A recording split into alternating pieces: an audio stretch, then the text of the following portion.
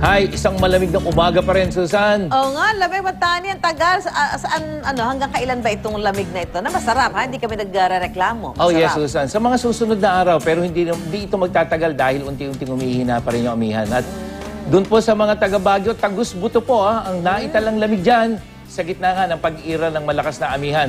Kahapon ng madaling araw, naitala ng Pag-asa ang 10.8 degrees Celsius na temperatura dyan sa City of Mines. Ito ang bago muling lowest temperature record sa bansa. Buhat na magsimula ang amihan season nitong Oktubre noong 2015. Last year yan.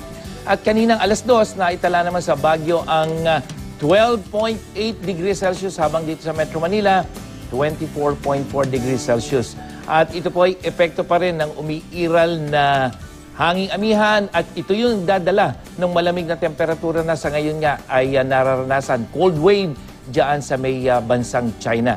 At ngayong araw ng Miyerkules, bunsod pa rin ang amihan, magkakaroon uli ng mahihinang ulan dyan naman po sa may eastern section ng Luzon, yan Cagayan Valley region, itong Quezon, Aurora Provinces, Bicol region, ilang bahagi ng Mimaropa. At dahil po sa malakas na hanging amihan, mga kapuso, tuloy-tuloy pa rin yung gale warning o yung malakas na alon dito sa may Luzon, dyan sa lahat ng karagatan ng Visayas, hanggang dyan sa may eastern seaboard ng Mindanao.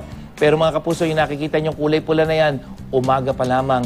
Meron ng mga pag-ulang maranasan sa malaking bahagi ng Visayas, hanggang dyan sa may Mindanao. Pero pagdating ng hapon, unti-unting hihina po yan. At dito nga sa Metro Manila, mababa ang tsansa ng ulan maghapon yan mula umaga hanggang sa gabi. At yung ating temperatura, 30 degrees Celsius, malamig pa rin mga kapuso. At yan ang latest mula sa GMA Weather. Ako po si Nathaniel Cruz, magplano para sigurado. I am ready. Serbisyong totoo ng GMA News.